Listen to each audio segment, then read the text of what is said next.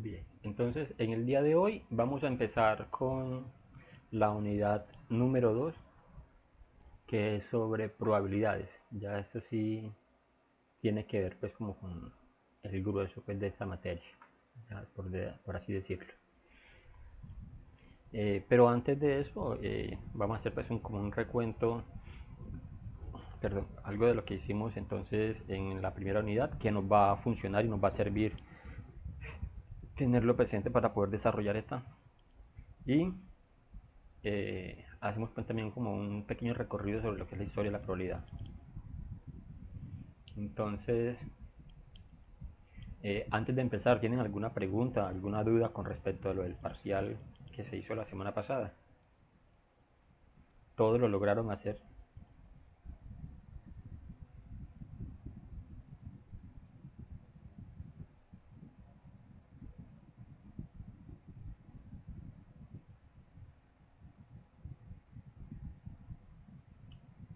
Bueno, entonces, en ese momento, vamos, entonces, como les decía, vamos a empezar la unidad número 2. Esta unidad número 2 tiene que ver básicamente con, pues, el tema central es la parte de probabilidad, ¿cierto?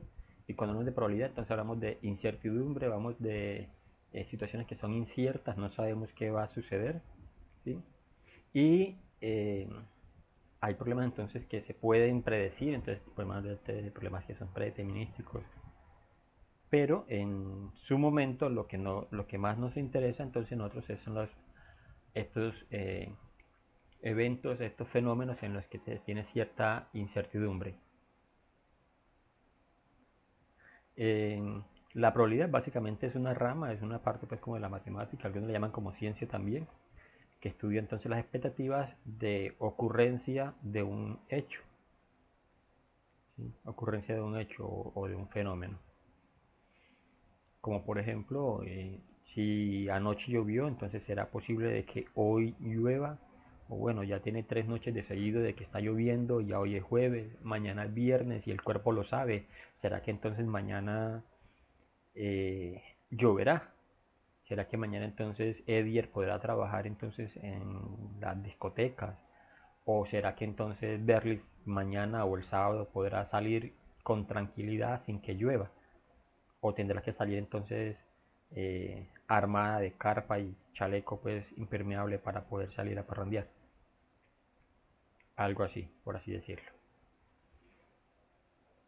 Entonces, preguntas que uno se hace cuando estudia la probabilidad o que son frecuentes y que uno las hace de forma cotidiana es, por ejemplo, de que cuál es la probabilidad de que me saque la lotería o de que me la gane la lotería, ¿cierto? Y máxime, por ejemplo, si yo no la compro, entonces cuál es la probabilidad ahí sí de que me la gane, ¿sí? ¿Qué viabilidad hay de que este año disminuya entonces los casos de influencia o en este caso, por ejemplo, los casos del SARS-CoV-19? ¿Sí? De que en este mes, por ejemplo, disminuyan o que aumente pues como la situación. ¿Qué factibilidad hay de que hoy llueva? ¿Cuáles son las oportunidades de que nuestro equipo gane el campeonato? Por ejemplo, ayer jugó Nacional, no sé contra quién. Entonces, fue la prioridad de que ahora Nacional, entonces bajo estas nuevas condiciones, gane el campeonato. O que se lo gane el Junior, o que se lo gane el América. Bueno, ¿sí? Si compramos, por ejemplo, nosotros somos dueños de un almacén, entonces compramos una mercancía, la probabilidad de que haya algún artículo de los que compramos y necesitemos vender entonces tenga defectos. Eso se mide entonces y crea cierta incertidumbre porque entonces artículos que son defectuosos, uno, no los podemos vender o dos, para venderlos entonces nos toca rebajar el precio aún por debajo del costo de compra. Entonces, son situaciones en las que siempre uno se está preguntando y que son de la vida cotidiana, pero que allí de forma intuitiva está el concepto pues, de probabilidad. Y son preguntas que nacen desde lo que es el lenguaje cotidiano, lo que es la parte del lenguaje coloquial. Entonces, nosotros, ¿por qué analizamos estas situaciones?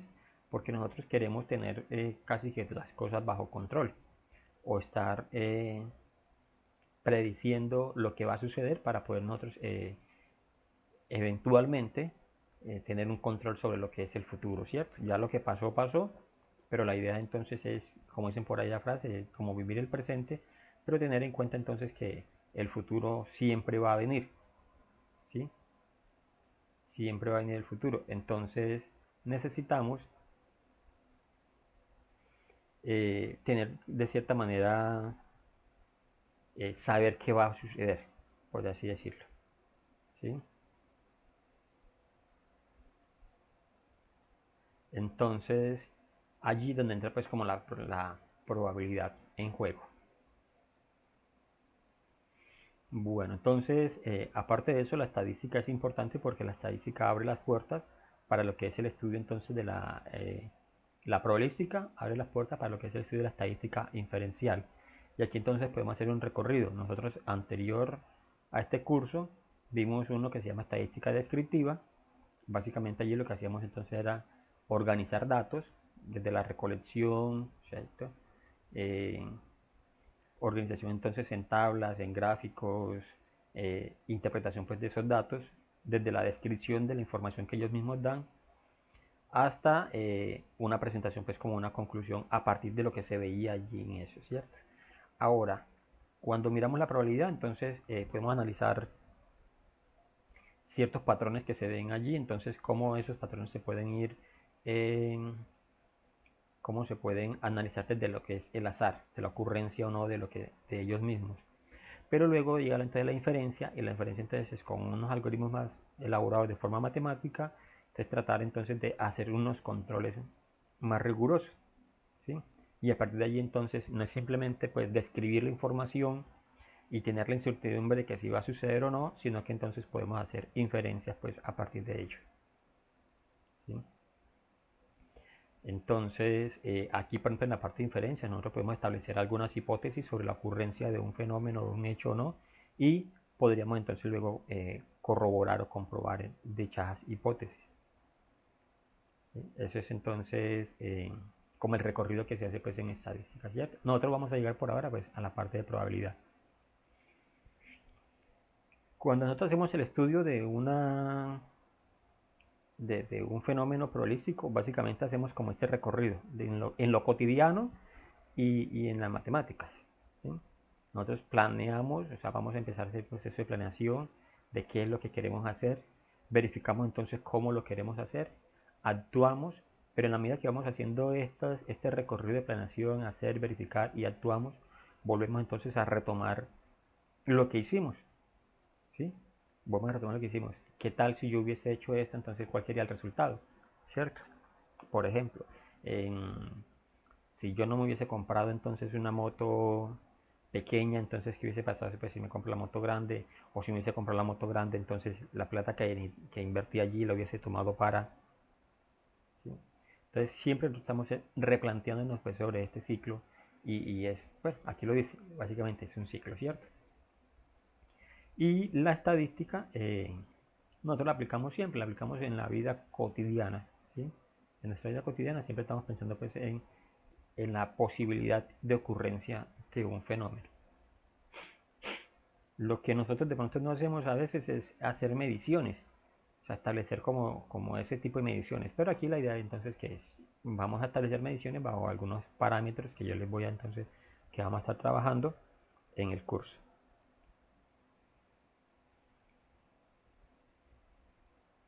Bien, te les decía, hay algunos fenómenos en los que uno no tiene control sobre lo que va a suceder, ¿cierto? Por ejemplo, si lanzamos una moneda, uno no tiene control sobre de qué lado va a caer.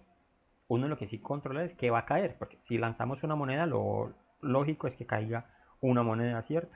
La moneda no se va a quedar suspendida en el aire, la moneda no va a cambiar en el transcurso de subir y bajar, va a cambiarse entonces por un billete, ¿cierto? Va a caer es una moneda, pero lo que no sabemos es de qué lado va a caer. Hay allí incertidumbre, ¿sí? Pero, por ejemplo, si nos subimos a nuestra moto y arrancamos, ¿cierto? En el momento que nos subimos a la moto, cuando no hemos, si simplemente estamos dándole pues como start a la moto, sabemos nosotros que nuestra velocidad es cero. Pues no hemos recorrido espacio, no hemos arrancado, el tiempo todavía allí es cero, entonces nuestra velocidad es cero, ¿sí? Cuando ya hemos recorrido cierta cantidad de tiempo y ya hemos avanzado en ello, entonces ya podemos hablar de una velocidad. Un momento, por favor.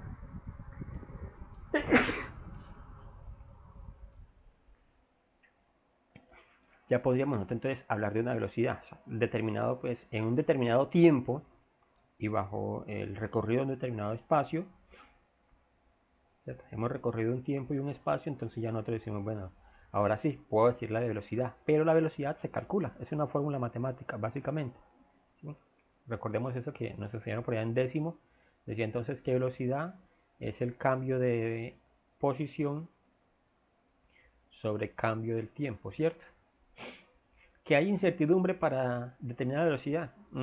De pronto puede haber incertidumbre, pero si conocemos el espacio y conocemos el tiempo, nos da la velocidad. Y ya es calculable bajo una fórmula, ¿cierto?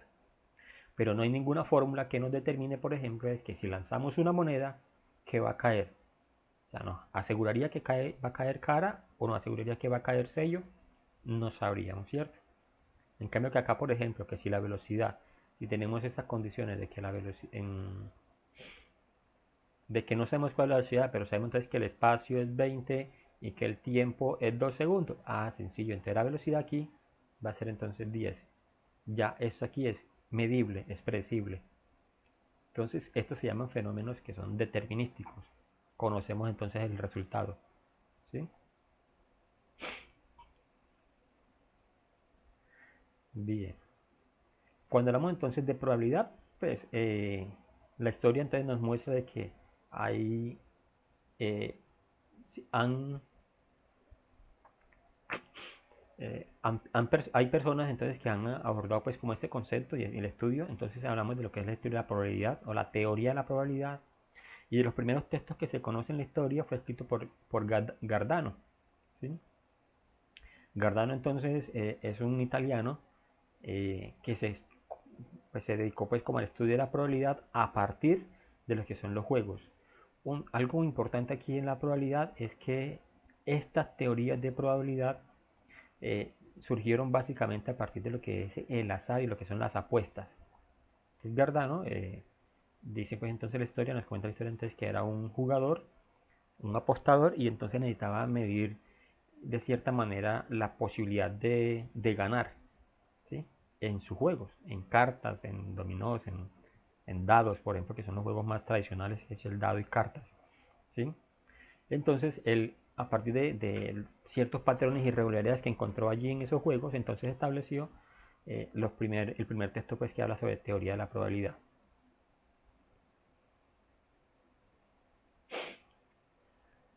Otros matemáticos conocidos en la historia y que también aportaron a la teoría de la probabilidad es entonces Pascal, Fermat y Laplace.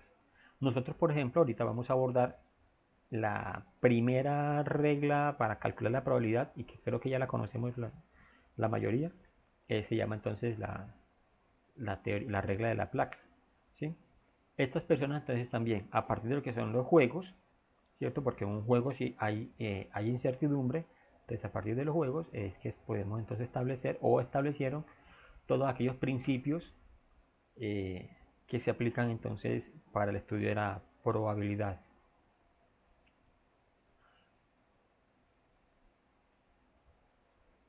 Entonces, la historia nos muestra que hay una estrecha relación entre lo que es la teoría de la probabilidad y los juegos de azar, ¿sí? Aquí, pues, no sé si de pronto ustedes han jugado algún momento dominó.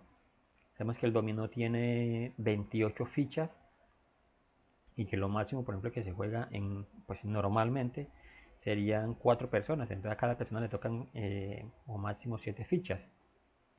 Entonces, sabiendo yo, por ejemplo, pues yo veo mis fichas, lo que no veo son las fichas de los demás jugadores, los competidores, pero entonces sabiendo yo como las fichas que está colocando un jugador, podría yo entonces de cierta manera predeterminar o predecir eh, cuál es su juego, cómo es su comportamiento allí para jugar, ¿sí?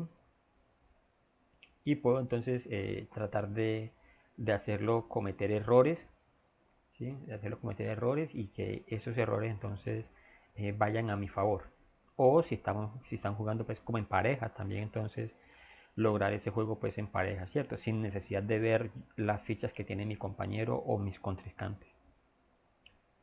Bien, igual pasa entonces con lo de las cartas, ¿sí? Los mazos de cartas, por ejemplo, o sea, sabemos cuántas cartas tiene el mazo, cuántas cartas tiene de cada color y de cada pinta, y entonces también hay cierto control allí al respecto. Pues control de cierta manera, pues podemos medir de pronto los sucesos que vamos a mirar más adelante.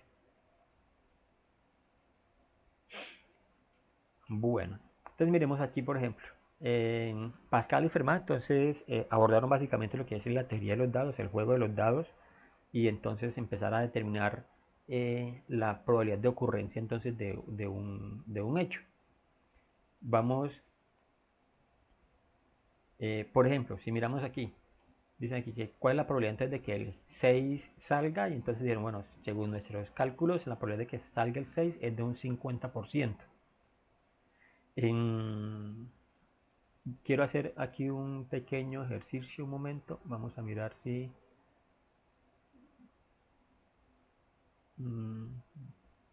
aquí.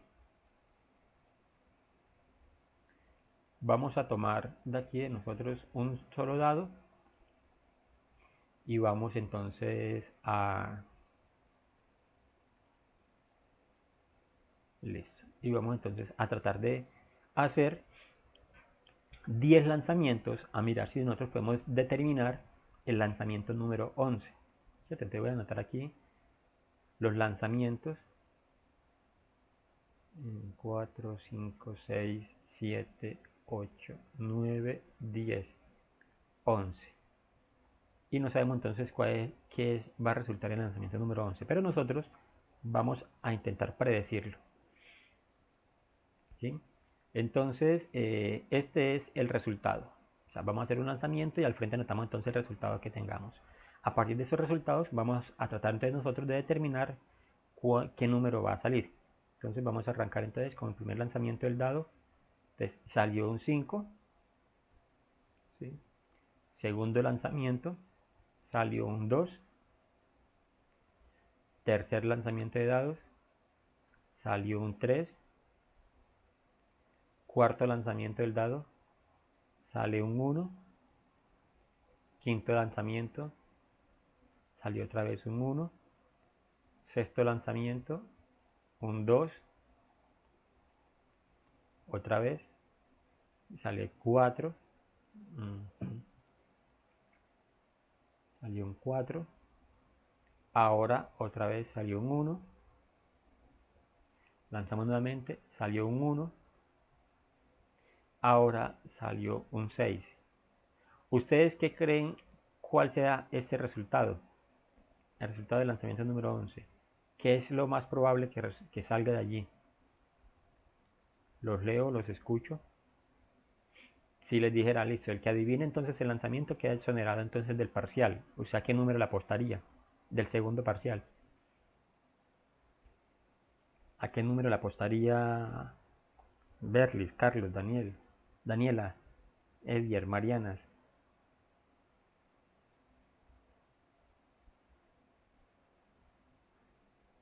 ¿A qué número le apostarían entonces para quedar exonerados del segundo parcial? Profe, yo diría que un 5. Un 5. Listo, por acá Carlos nos está diciendo entonces que el resultado puede ser 5. ¿Alguien más? Listo, bueno, los demás entonces están dispuestos a hacer entonces el parcial.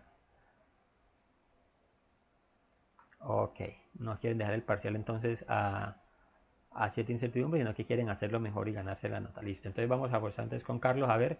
Bueno, que si miramos aquí, por ejemplo, el 5 ha salido una sola vez, ¿cierto? Pero el 1 tenemos aquí entonces 1, 2, 3, 4 veces. Entonces podemos decir, bueno, el 1 ha salido 4 veces. El 2, por ejemplo,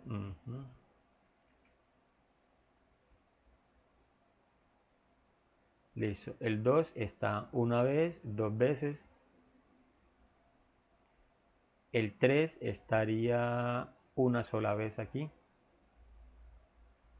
El 4 tenemos un solo resultado de 4. y un solo resultado de 5 y un solo resultado de 6. Entonces tenemos 4, 5, 6, también con un solo resultado, ¿cierto? Y miren que aquí de pronto la teoría nos está diciendo entonces que el 6 tiene la posibilidad del 50-50, ¿cierto? Pues de salir 50 de ese. Pero vamos a mirar a ver qué pasa. A ver, aquí de pronto la probabilidad de lanzando 2 dados, que es lo normal, pues. Vamos a mirar entonces si Carlos queda exonerado del parcial. Si sale un 5, Carlos quedaría entonces exonerado del parcial, hipotéticamente. Entonces, vea Carlos, se ganó el examen. Claro, el resultado entonces saldría entonces, pues aquí. Según eso, entonces, el resultado sí fue 5. Si Carlos hubiese apostado de verdad, si esto fuese una consideración real, entonces Carlos hubiese quedado entonces exonerado del parcial, ¿cierto? Y al resto le toca entonces el parcial y se lo va a colocar bien difícil, por ni siquiera apostar. Bueno, entonces, pero el hecho, por ejemplo, de que si mirábamos estos resultados que teníamos acá, el 5, por ejemplo, o en el caso de hablar en- del 3, el 4, 5, el 6, eran resultados que menos habían salido, entonces podríamos decir entonces que estos son los que menos tenían la probabilidad. Podríamos entonces, a partir de los resultados que ya teníamos, uno decía, no, yo quiero apostar mejor es al 1 porque en esta racha el 1 es el que está saliendo más. Pero no hay ningún control al respecto, ¿cierto? Allí no hay ningún control. Entonces, cuando uno juega esto, no hay forma de predecir, no hay forma de controlar qué es lo que va a suceder. ¿Sí? Todos los resultados, todos los números del 1 al 6, porque recordemos entonces que los dados tienen 6 caras y van a enumerar del 1 al 6, todos los dados son posibles en salir. ¿Sí? Y tienen entonces una de 6 opciones pues, para salir. Bien. Entonces, a partir de todos esos estudios de azar que hicieron estas personas, se pudo entonces escribir un texto eh, llamado entonces Teoría Analítica de la Probabilidad. Este texto entonces es escrito en 1812 por Laplace. Laplace entonces de forma más precisa logró establecer la teoría de la probabilidad. Profe, una pregunta. Eso como un libro, ¿no? Sí, ese es un libro, sí señor. ¿Y cómo se llama? Así, Teoría Analítica de las Probabilidades. Ah, ¿Sí? Bien, entonces aquí esta persona pues pudo establecer de pronto la forma de explicar cómo se comportan ciertos fenómenos bajo ciertas condiciones, porque eso es cierto, o sea, aquí no podemos nosotros establecer, no podemos establecer de pronto en la posibilidad de ocurrencia de un hecho si no sabemos las condiciones,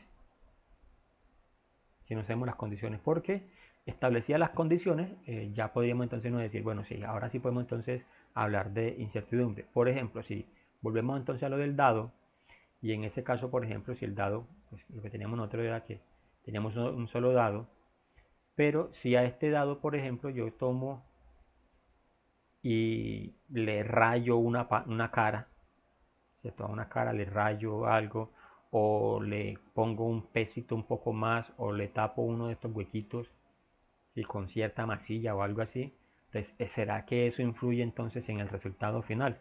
Posiblemente, ¿cierto? Bueno, eso me trae entonces a colación, por ejemplo, el caso de cuando se lanza una moneda. No he escuchado la situación en las monedas colombianas, pero por ejemplo, en la moneda del dólar pasa algo particular. Hay una probabilidad, o sea, cuando uno lanza una moneda puede caer cara o sello, ¿sí? Pero cuando uno lanza una moneda de dólar, una de las caras tiene más probabilidad. Y han hecho ciertos estudios a partir de eso. Entonces lo que hicieron fue, por ejemplo, hacer algo análogo. Coger un pantajado, una porción, pues, una loncha esa de pantajado y untarla entonces de mantequilla, untarla entonces de mermelada o de cualquier de esas cremas, pues, como para acompañarlas. Y a veces uno le está untando y se le zafa entonces el pan de la mano. ¿De qué lado cae? Le hemos untado solamente mermelada de un solo lado. o crema de un solo lado. ¿De qué lado creen ustedes que caería?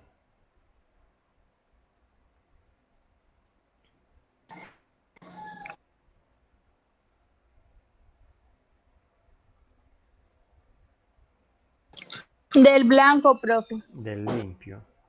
Bueno, sí, o sea, determinar realmente qué sucederá, pues no sabríamos, ¿cierto? Pero entonces, cuando nosotros hacemos ese ejercicio y que se repite tantas veces, entonces se determinaría, se determinó pues allí que es más probable que caiga del lado de donde tiene la crema, donde tiene pues sí, lo que ya le hemos untado. Porque tiene mayor peso. Entonces al tener mayor peso, entonces va a girar, va a tratar de girar y caer de ese lado. Eso pasa también entonces con la moneda del dólar. Donde está el águila, ¿sí? Donde está el águila está en alto relieve. Entonces allí tiene mayor peso. Entonces hay una probabilidad de que caiga siempre acostada pues en ese lado. Entonces la que se va a ver va a ser entonces en la otra cara. ¿Sí? Entonces, conociendo pues como esa pequeña diferencia entre las dos caras de una moneda, cuando se lanza entonces una moneda de $1, entonces hay una probabilidad más segura antes de que caiga, de lo que quede visible no sea la cara del águila, del lado donde está el águila, sino la otra. ¿Sí? Pero por eso entonces, por aquí más adelante van a decir que para hablar de probabilidad y de fenómenos aleatorios, deben de haber ciertas características, se deben cumplir ciertas características. Bueno, entonces, luego los estudios entonces que hizo, la escritura antes que hizo este señor Laplace, Andrei Kolmogorov y Chebyshev, bueno, por ejemplo, Kolmogorov, los que sí, Mariana creo que está, algunos de ustedes están en contabilidad, perdón, en ingeniería de sistemas. No, ninguno de ustedes está en ingeniería de sistemas. Bueno, en ingeniería, por ejemplo, de sistemas hay una materia que se estudia algo que llaman cadenas de Markov. Una cadena de Markov básicamente es que es el estudio de la probabilidad de ocurrencia de un fenómeno a partir de entonces de los datos históricos. Lo que yo preguntaba ahorita, si tenemos entonces 3 días consecutivos que ha llovido, ¿cierto? Y que la probabilidad de lluvia del día 1 era del 40, por ejemplo, del día tal, del día 2 era del 50, del día 3 del 35. Entonces, bajo esas probabilidades y que ha llovido, entonces, ¿cuál es la probabilidad entonces de que llueva hoy? Entonces, Andrei Kolmogorov estableció entonces una cadena, una teoría que se llama cadenas de Markov y permite entonces establecer cierta eh, certeza de ocurrencia de un fenómeno, ¿sí? A partir de lo que es la probabilidad. Esas cadenas de Markov la utilizan entonces en las empresas, se utilizan entonces los estados para poder tomar a veces decisiones, cuando se trabaja teoría en la toma de decisiones. Bueno,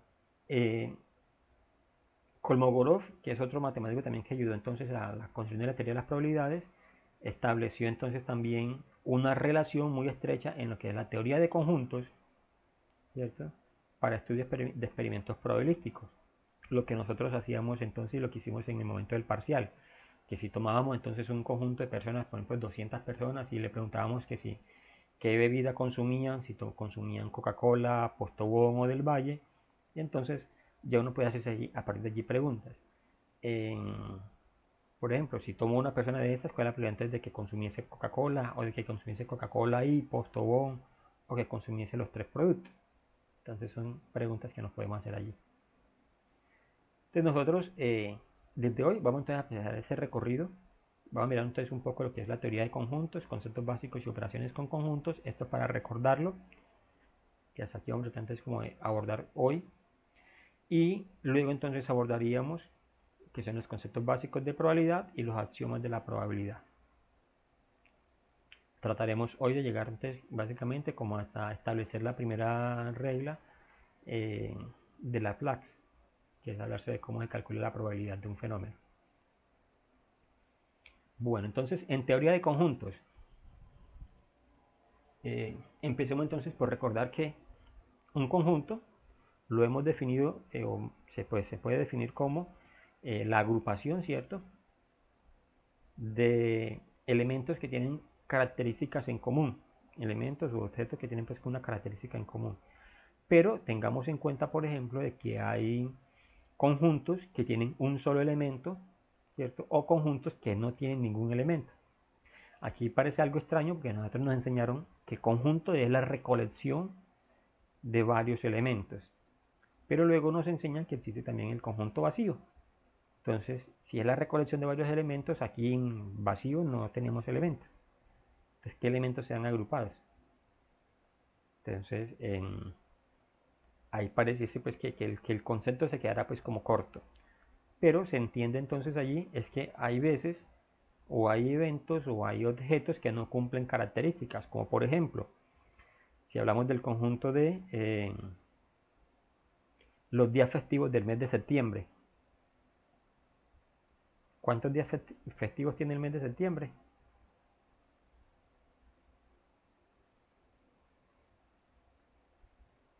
¿Cierto? No tiene ningún día festivo. Entonces ahí el conjunto sería un conjunto vacío. Bien. Los conjuntos, entonces nosotros tenemos tres formas pues como de determinar o de hablar de los conjuntos. La primera entonces es enunciando todos los elementos, entonces se llamaría por extensión. Entonces, tomando como ejemplo el conjunto universal U, los días de la semana, entonces nombrado por extensión, entonces sería lunes, martes, miércoles, jueves, viernes, sábado y domingo.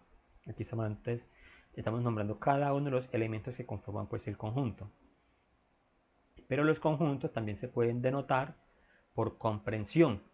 Entonces, hablando solamente de la característica que tienen ellos, ¿cierto?, algo que los caracteriza. En este caso, por ejemplo, el que hemos nombrado en nuestro conjunto universal es sobre los días de la semana. Si decimos los días de la semana, nosotros comprendemos que están haciendo alusión a estas 7 palabras, ¿cierto?, que tenemos acá. O que si nos mencionan 7 palabras, entonces nos están hablando básicamente de los días de la semana. Y la otra forma entonces de hablar o de representar los conjuntos es los diagramas de Venn. Entonces los diagramas de Venn son los que nosotros ya hemos utilizado entonces para resolver nuestros ejercicios anteriormente.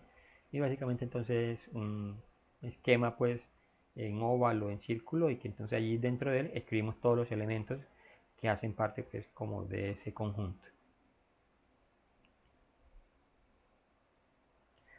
Bien, yo ahorita mencioné el U como universal, entonces indicaríamos pues que el universal es aquel conjunto que tiene todos los elementos a los cuales nosotros estamos haciendo alusión.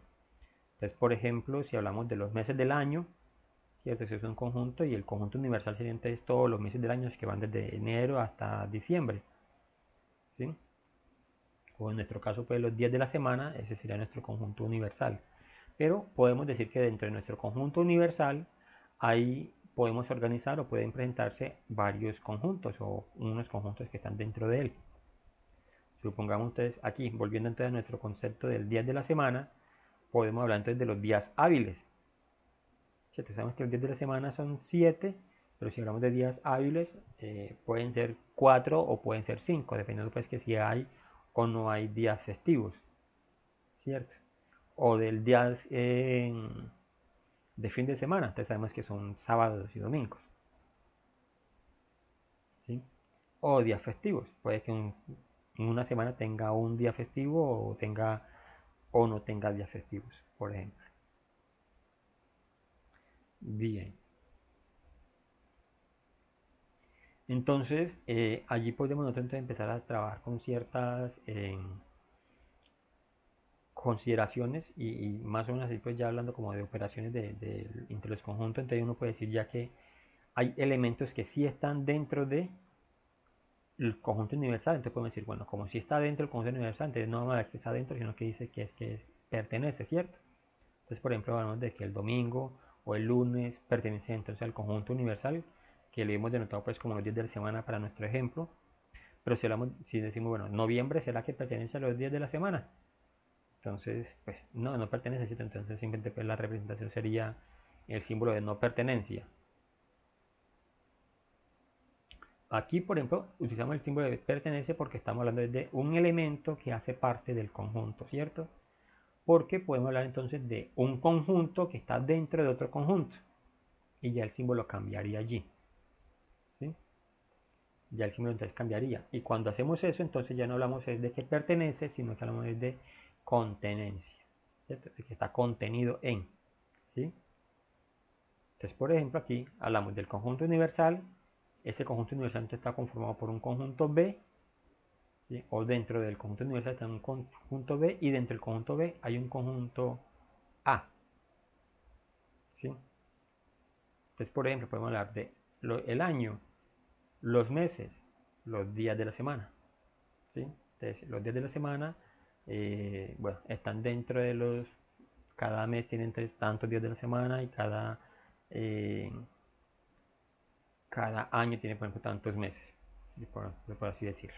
Entonces, ya aquí hablamos entonces de contener, o sea, está contenido, o con la barra, pues que no está contenido, ¿sí?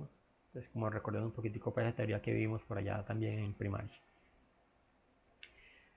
Bueno, entonces aquí también nos muestran lo que le mencioné ahorita, la existencia entonces del conjunto vacío, y es aquel entonces que no tiene elementos. Un ejemplo claro es, diría yo, que es el que le acabé de mencionar, por ejemplo, hablar del mes de septiembre, y de septiembre, por ejemplo, de los días de la semana, ¿cierto? Entonces, hasta el momento yo no creo que haya no ha ocurrido ningún mes de septiembre que sea declarado un día festivo. Dije otra cosa ahorita, día festivo en septiembre. No tendríamos, ¿cierto? Entonces ese sería un conjunto vacío. Y la cardinalidad, recordemos que cuando hablamos de cardinalidad es básicamente conteo, es la cantidad de elementos que conforman nuestro conjunto. Si hablamos de los días de la semana, entonces la cantidad de elementos que lo conforman son 7. Si hablamos de los meses del año, de la cantidad de meses que conforman el año, son 12. La cardinalidad de los días del mes, ya toca mirar entonces qué mes, ¿cierto? Toca mirar ya entonces qué mes. Una pregunta. ¿Cuántos meses del año tienen 29 días?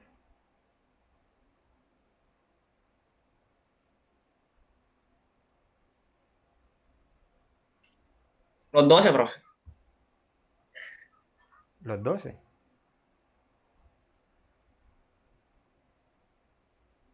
¿Qué dicen los demás?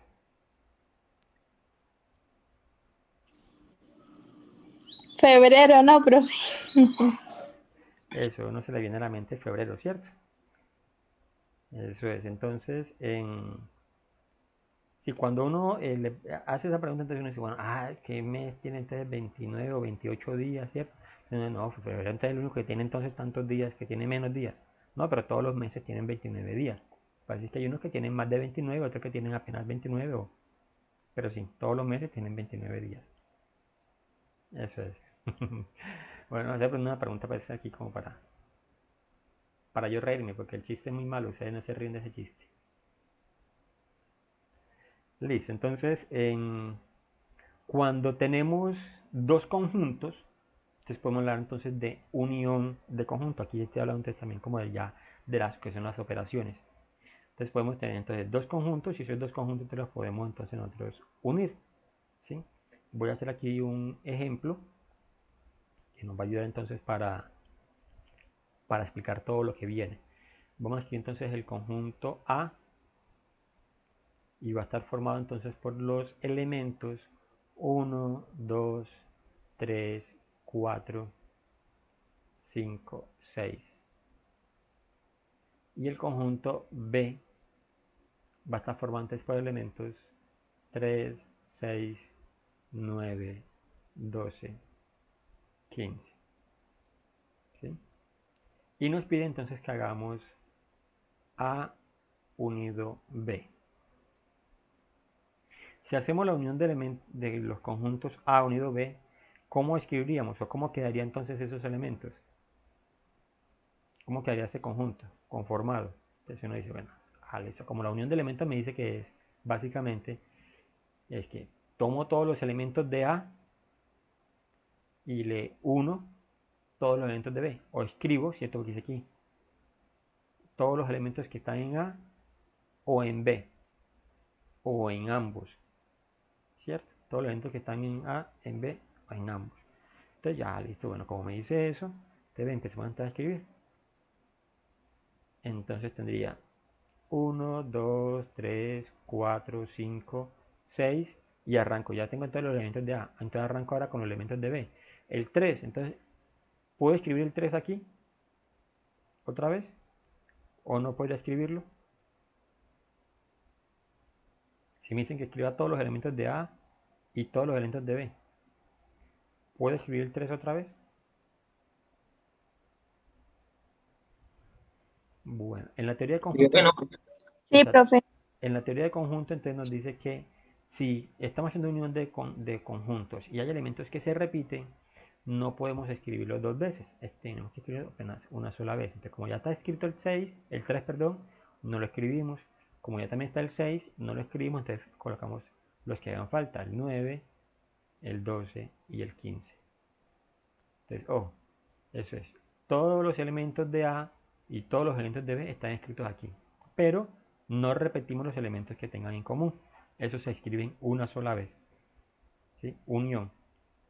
Entonces sería todos los elementos de A, todos los elementos de B, pero los que se repiten se escriben una sola vez. Listo. Ahora, A unido B es lo mismo que B unido A. O sea, el conjunto va a quedar de la misma forma, ¿sí? Se escriben todos los elementos de B, luego los elementos de A, pero los que se repiten se escriben una sola vez.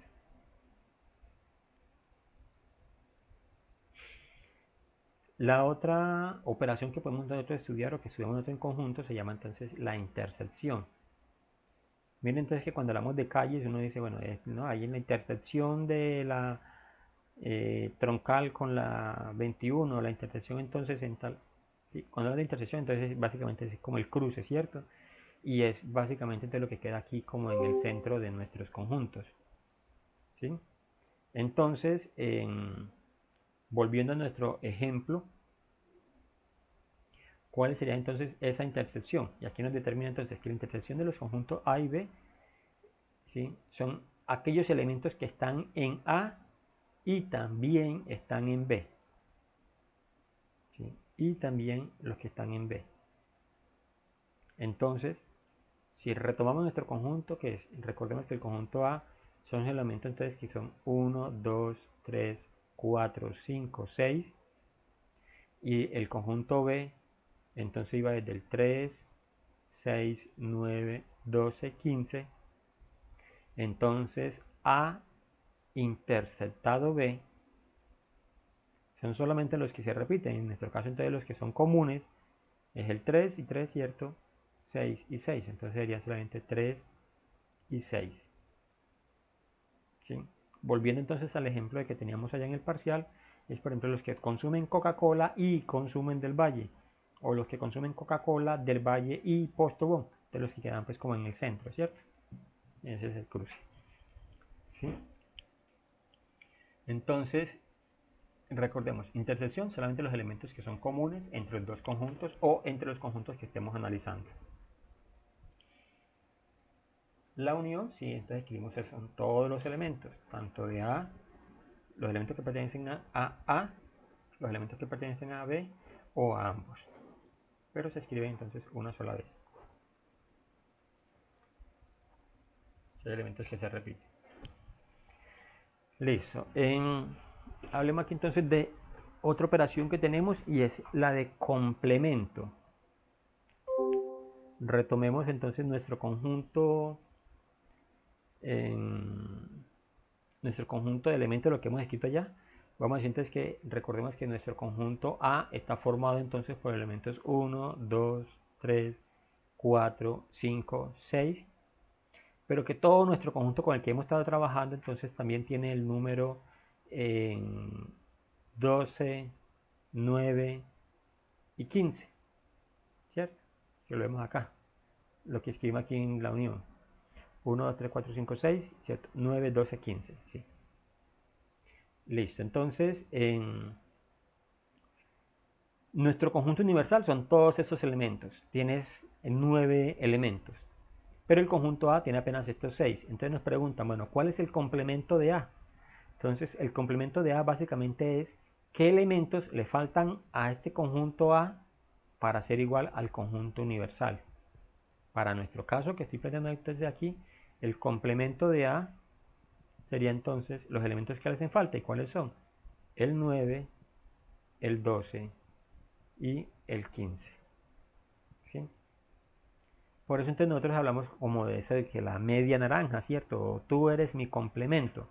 Pues es que tú me faltabas o tú eres aquella entonces que me hace sentir como completo o completa. ¿Cierto? En esos idilios de amor, por ejemplo, que nos construimos. ¿Sí? Bien. Bueno, pero de forma sana, ¿cierto? Hay que tener en cuenta eso.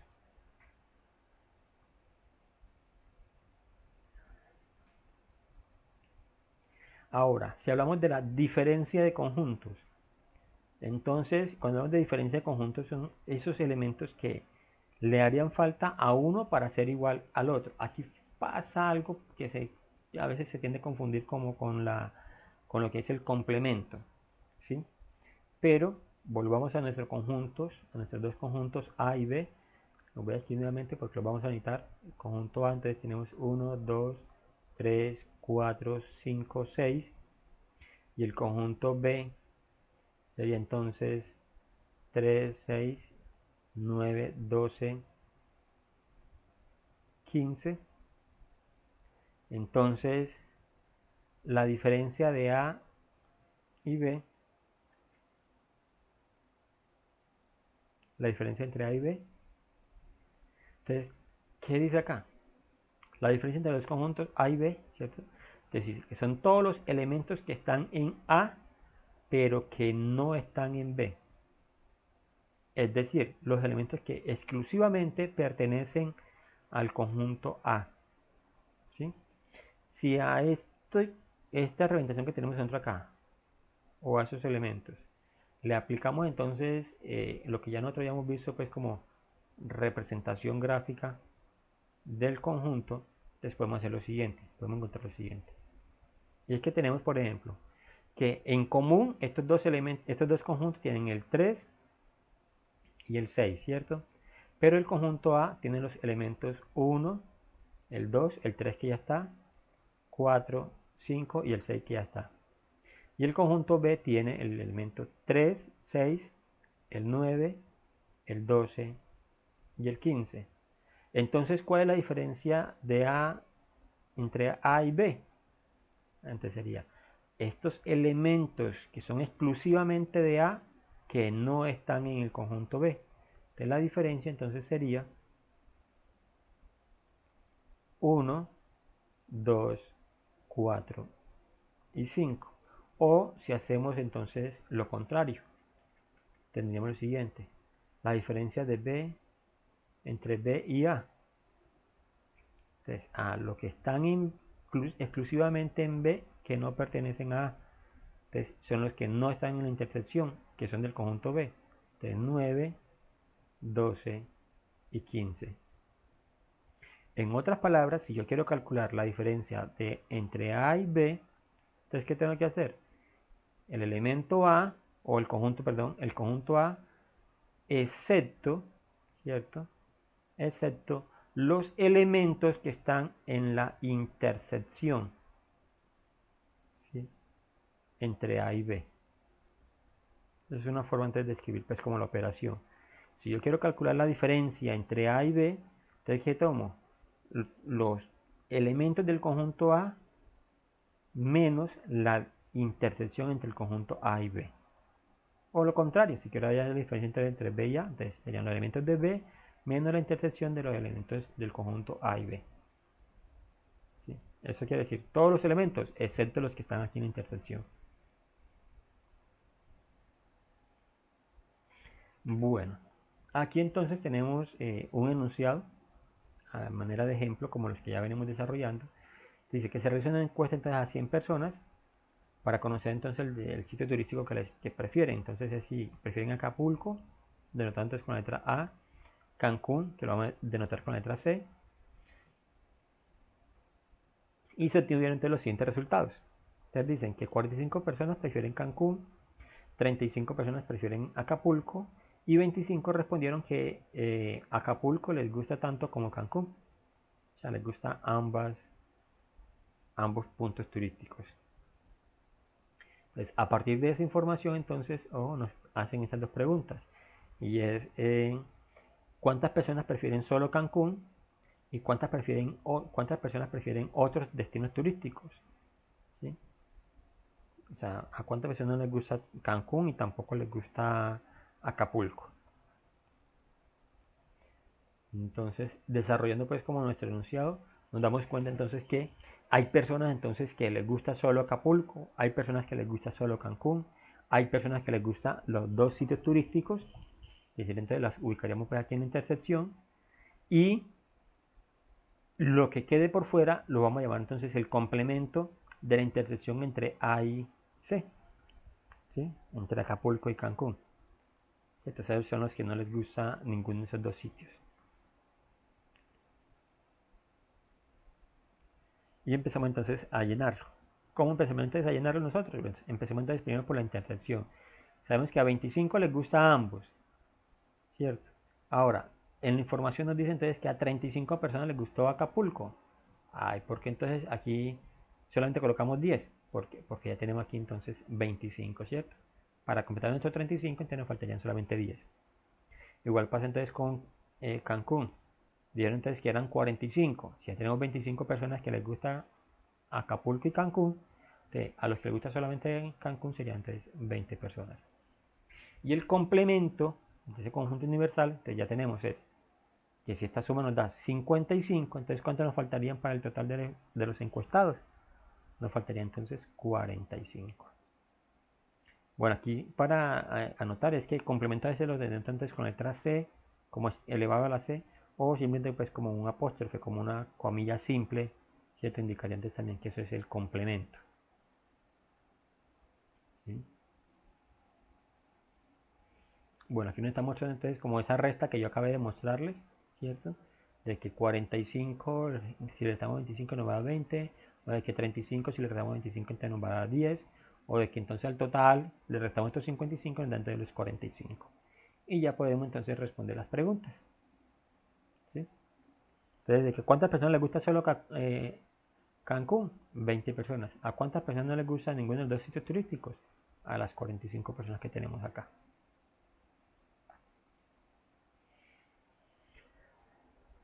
Bien, entonces esa teoría de conjuntos es la base para la construcción de la teoría de la probabilidad. ¿Sí? Y aquí entonces empezamos a abordar ya, ahora sí, lo que son los conceptos básicos de probabilidad. La probabilidad, como esa ciencia, esa rama pues, de la matemática, es aplicable a cualquier otra de las ciencias, tanto pues en las matemáticas, en la física, ciencias naturales o las ciencias exactas, pero es aplicable en cualquier rama de las matemáticas. Solo que nosotros, por ejemplo, lo aplicamos en nuestra vida cotidiana, de pronto a veces es que no nos damos cuenta, lo aplicamos de forma pues muy empírica, ¿cierto?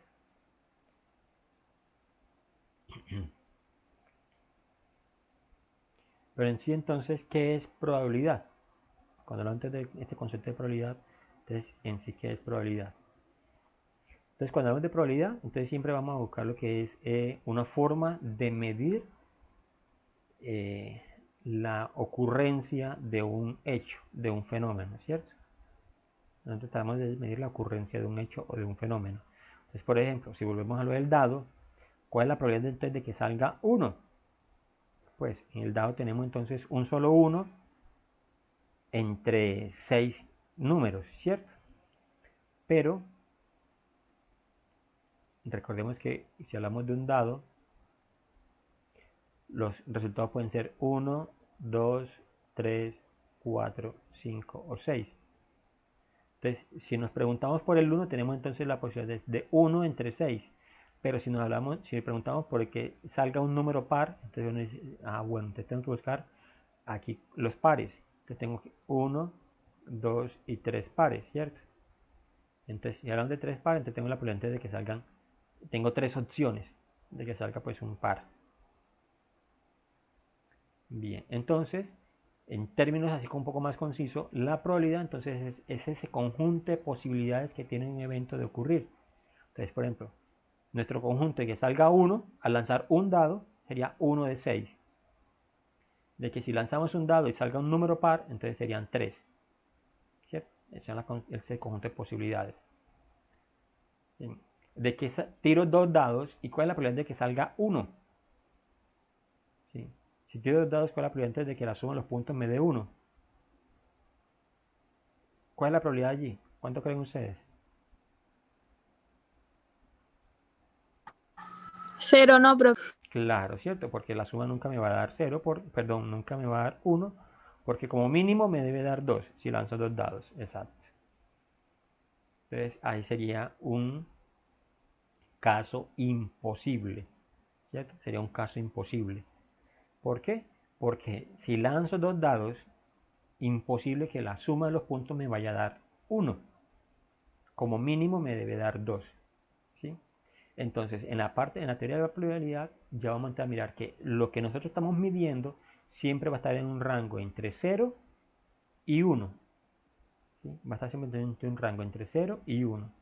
Siendo, si nos da 1, es un evento posible. O sea, si nos da 1, es un evento posible. Ahora, si nos da un número muy cercano a 1, entonces ya podemos ver, es un evento muy posible, ¿cierto? Pero si nos da un evento muy cercano a 0, es un evento imposible. O si nos da 0, entonces es un evento que es imposible. Como el que acabé de mencionar. Lanzar 2 dados y que la suma de los puntos nos dé 0, o nos dé 1, perdón. O que septiembre tenga un día festivo. Ya la pregunta es que septiembre tenga un día festivo, entonces ahí sería 0, ¿cierto?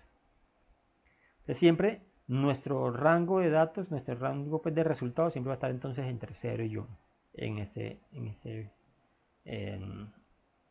rango del número, ¿cierto? Y recordemos que entre 0 y 1 hay infinitas posibilidades.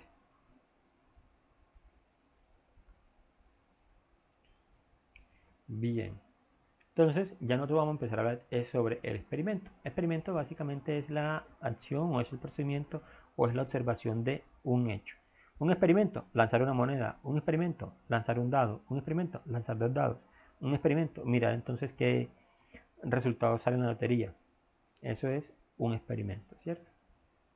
Y que ese experimento entonces nos permite cuantificar la posibilidad de ocurrencia de un hecho. Pero para nosotros poder hacer ese experimento, nosotros tenemos que saber entonces que si ese experimento es aleatorio o que si es un experimento determinista. ¿Sí? Entonces, ¿cuándo es un experimento aleatorio? ¿Sí? Cuando se puede repetir de forma indefinida siempre en las mismas condiciones. Entonces, por ejemplo, el hecho de lanzar una moneda y que la moneda no esté trucada, ¿cierto? De que no tenga relieves en ninguna de las caras. Por ejemplo, si lanzamos un dado y que el dado no esté trucado, no esté amañado para que favorecer, por ejemplo, una de las caras. Entonces siempre tiene que ver las mismas condiciones. La otra condición es que antes de realizarlo no sabemos qué va a pasar, cuál es el resultado que se va a obtener, porque si sabríamos el resultado, entonces ya deja de tener aleatoriedad, deja de tener azar. Tercero, entonces, es que podamos nosotros conocer o que conozcamos de forma previa los resultados posibles. Y todos esos resultados posibles lo vamos a demarcar con la letra S. Y lo vamos a llamar entonces el espacio muestral.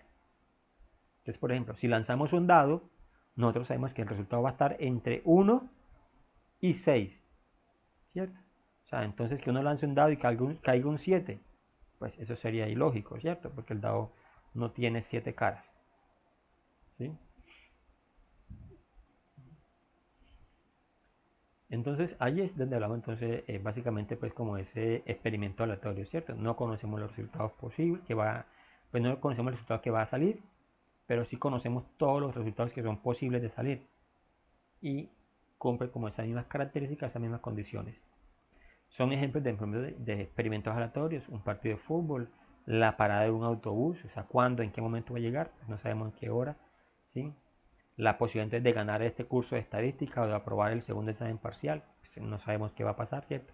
El clima, si llueve o no llueve, la inflación entonces este año, en este mes, los costos entonces de la temporada invernal, el ganador de la maratón, el ganador del baloto. Pero hay experimentos que son deterministas, entonces son aquellos, por ejemplo, en los que se hacen a partir de ensayos, ¿sí? Bueno, aunque aquí, por ejemplo, uno diría, bueno, ensayo y error, pero se están controlando ciertas variables. Por ejemplo, un experimento, si queremos nosotros analizar qué sucede entonces si a un vaso con agua le echo una cucharada grande de sal, ¿qué va a suceder? ¿Qué fenómeno aleatorio voy a tener allí? Pues no tengo ninguna aleatoriedad, ¿cierto? Lo que ya sé allí en ese caso, por ejemplo, es que en la sal, el agua va a quedar salada. ¿Sí? La sal se diluye, la sal se diluye en el agua, es una mezcla que es homogénea, se diluye y entonces el agua pues quedaría salada. Aquí no va a pasar, por ejemplo, de que a un vaso con agua yo le echo una cucharada grande de sal y me va a quedar entonces dulce, o que se me va a colocar agria, o que se me va a colocar negra.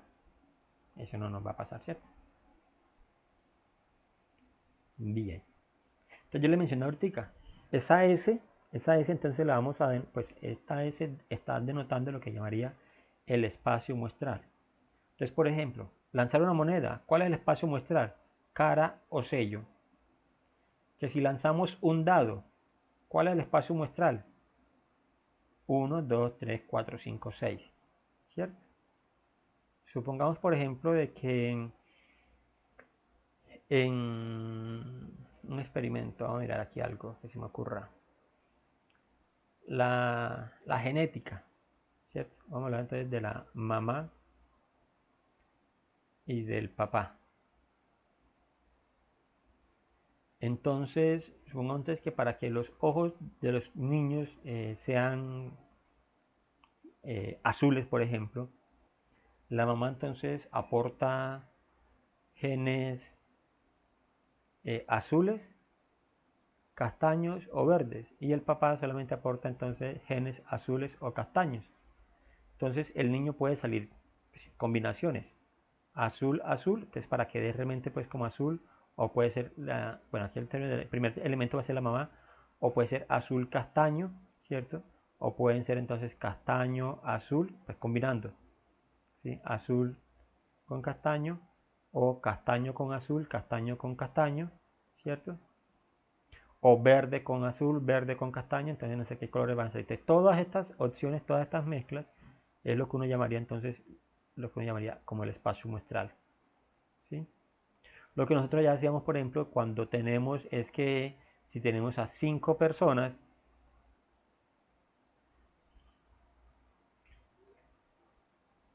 ¿cierto? Y queremos escoger entonces al presidente, al vicepresidente, al secretario, al tesorero y al fiscal, ¿sí? Para una junta directiva. Si tenemos 5 personas y queremos entonces ubicar esto. Entonces recordemos entonces que hacíamos la permutación, ¿cierto? Simplemente es una permutación de 5, entonces se nos va a dar 120. Este 120 o lo que nosotros allá vamos, básicamente acá lo vamos a llamar entonces como el espacio muestral. Estas son todas las posibilidades, ¿sí? Todos los eventos posibles son 120. Ahora lo que nosotros podemos hacer, la pregunta es, bueno, si son ustedes los que están en este experimento, entonces ¿cuál es la probabilidad de que Edier sea entonces el presidente? O de que Mariana Viana sea entonces la presidente. Entonces, ¿cuáles son las opciones de que aquí sea Mariana y el resto entonces ya podría caer cualquier otra de ustedes? ¿Sí? Bien, entonces vamos a hacer aquí un ejercicio de lo que es el espacio muestral. Ojo, dice aquí entonces, el espacio muestral puede representarse también con la notación de conjuntos, ya sea por enunciación o por comprensión. Pero hay que tener claro algo aquí. Si preguntamos, por ejemplo, por el color favorito a cierto grupo de estudiantes, el espacio muestral son todas las frecuencias, ¿sí? Es toda frecuencia de ocurrencia de ese hecho. Entonces, por ejemplo, encontramos que 10 estudiantes dijeron que les gusta el blanco, 15 estudiantes dijeron que les gusta el negro, 5 estudiantes café, 12 azul, 3 rojo, 2 rosa y 7 el naranja. Es cierto que los colores que están diciendo ya, voy a colocar aquí la letra mayúscula para los colores: blanco, negro, café, azul, rojo, rosa, naranja. Es cierto que las respuestas de ellos están entre estos colores, ¿cierto? Pero no puedo decir entonces que el espacio muestral es este, ¿sí? Es cierto que estos son los colores que ellos mencionaron, pero esto no es el espacio muestral. ¿Por qué no es el espacio muestral? Porque el espacio muestral me debe indicar a mí todas las posibilidades, ¿sí? Todas las posibilidades, una a una. Entonces aquí me está diciendo que simplemente uno dijo blanco, aquí solamente uno dijo naranja, perdón, negro, uno dijo café. Pero si voy a mi estudio, a mi respuesta, tengo que 10 son los que dijeron que era blanco. Entonces se escribe de esta manera con la frecuencia, es para no colocar entonces blanco, blanco, blanco, blanco, blanco 10 veces, o negro, negro, negro, negro las 15 veces. Entonces se escribe la frecuencia con la variable pues que han dado ellos, o con el dato pues que ellos han dado, ¿cierto? Entonces como para que lo tengamos en cuenta. Entonces esas dos cosas son diferentes, ¿sí? Este es el espacio muestral para esta situación, y esta básicamente es que serían como las opciones que ellos colocaron, ¿cierto? Blanco, negro, pero no es el espacio muestral.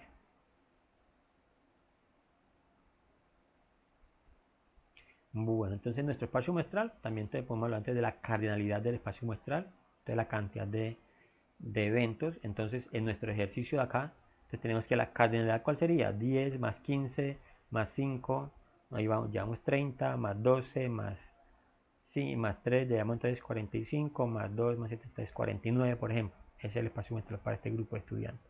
La cardinalidad. Entonces tenemos entonces que la cardinalidad allí sería entonces 49.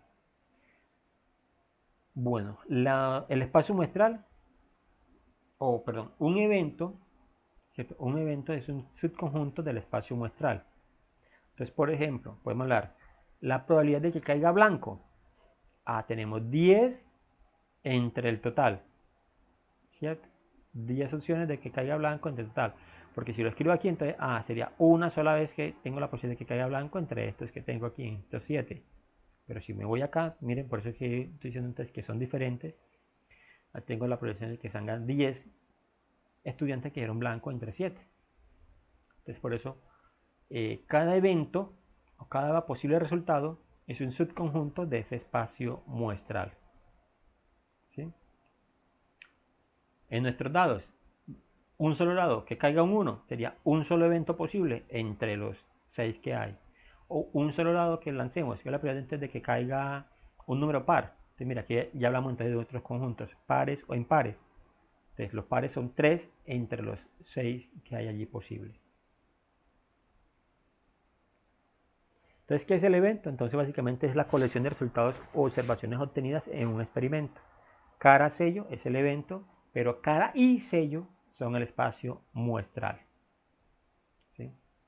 Aquí que no se nos confunda un poquitico de la situación. Bueno, eso ya les explico aquí un momentico. Entonces hay eventos en los que los espacios muestrales son iguales a los eventos, ¿sí? Los eventos son iguales a los espacios muestrales. En ese caso entonces hablamos de que es un evento que es seguro, ¿sí? Un evento entonces que es seguro de la ocurrencia. En eventos, como les mencionaba ahorita, entonces que son eventos imposibles, entonces lo vamos a representar entonces con lo que es el conjunto vacío, ¿cierto? Y ese conjunto vacío entonces está contenido en el espacio muestral, o sea, no hay posibilidades de ocurrencia pues de eso. Que a veces uno hace preguntas, pero queda entonces como sin respuestas, por ejemplo. No hay resultado pues como para ello. Cuando el espacio muestral, los eventos y el espacio muestral entonces son simples, es que tenemos apenas un solo evento. Entonces, por ejemplo, lanzar un dado y que tengamos la posibilidad de que salga el 1 o de que salga el 3, es 1 entre 6. Entonces tiene un solo espacio muestral, pues un solo evento allí posible.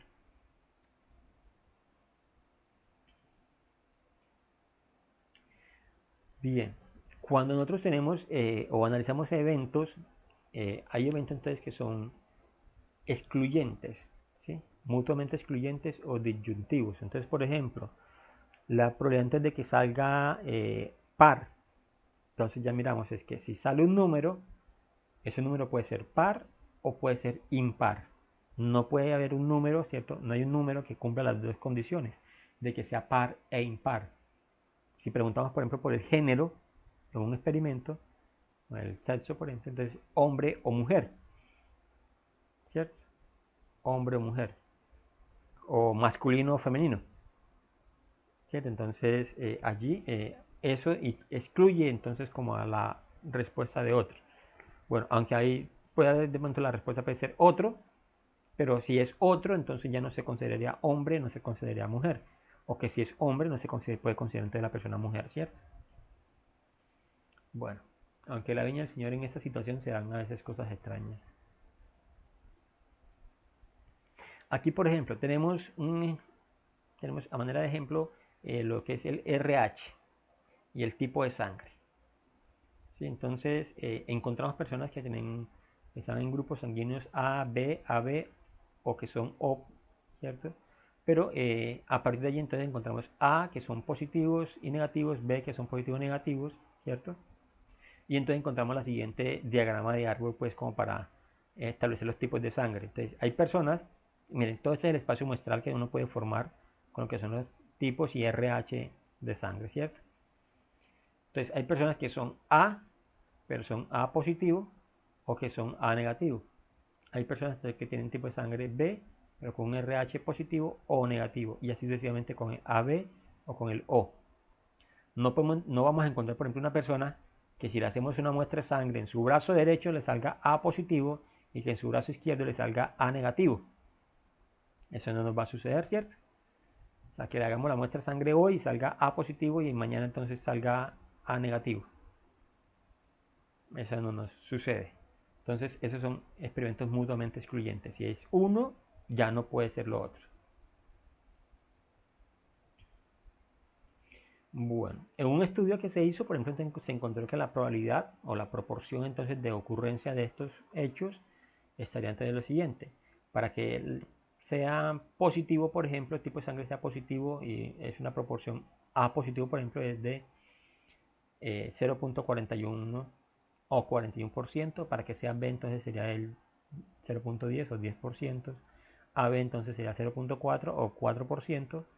Y el O sería entre 0.45 o 45%. Entonces por eso dicen que el tipo de sangre O es como el más común, pues en ciertas proporciones y ciertas mediciones que ya se han hecho de forma anterior.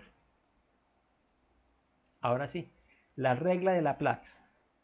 Esa regla de Laplace nos establece entonces básicamente cómo calculamos nosotros la probabilidad. Entonces, ¿cómo hacemos el cálculo? La probabilidad de ocurrencia de un hecho, de un evento, se determina como el cociente entre el número de resultados favorables sobre el número total de resultados. ¿Sí? Entonces, por ejemplo, al lanzar un dado y que el resultado sea un número par, ¿cierto? Entonces ya sabemos que los pares son 3. Entonces la probabilidad de que sea par, básicamente es 3 entre 6, que lo podemos llamar entonces simplificado como un medio, o lo podemos expresar como 0.5, o lo podemos expresar entonces como el 50%. ¿Sí? La probabilidad entonces de que sea un múltiplo de 3. Entonces, ¿cuántos números en los dados, si lanzamos un solo dado, son múltiplos de 3? Entonces tenemos el 3 y el 6 solamente. Entonces tenemos 2 de 6 posibles, ¿cierto? Entonces sería un tercio, que equivaldría entonces a 0,333 o 33%. ¿Sí? 33,3%. Entonces, esta es la fórmula básica que vamos nosotros a utilizar para calcular la probabilidad de la ocurrencia de un evento. Precisamente con la regla de Laplace. Entonces, consideraciones. Las tres propiedades. La probabilidad nunca nos va a ser entonces nunca va a ser entonces negativa. Aquí nunca nos va a dar un resultado negativo. Si nos da 1, entonces vamos a tener entonces ocurrencia de ese espacio muestral. ¿Sí? Si tenemos entonces 2 eventos de ellos, entonces el espacio muestral, ¿sí? Espacio muestral E, y ambos son mutuamente excluyentes. ¿Sí? Vamos a tener eventos que son mutuamente excluyentes. Entonces, la probabilidad de que salga C, pues un evento C que analicemos va a ser entonces la intersección entre A y B, que será escrita entonces como la probabilidad de C, va a ser entonces igual a la probabilidad de A más la probabilidad de B. ¿Sí? Ahora entonces como de intersección. Bueno, te decía al principio, quiero entonces que lleguemos como hasta la regla de Laplace, hemos llegado, y con ello entonces para tratar de concluir la clase, para que ustedes entonces puedan descansarse un poquitico y conectarse con la clase siguiente ahorita después. ¿Tienen alguna pregunta y alguna duda? No, profe, gracias. Ok, a ustedes. Bueno, no siendo más entonces, nos vemos el próximo jueves, Dios mediante. Que tengan buen resto de día.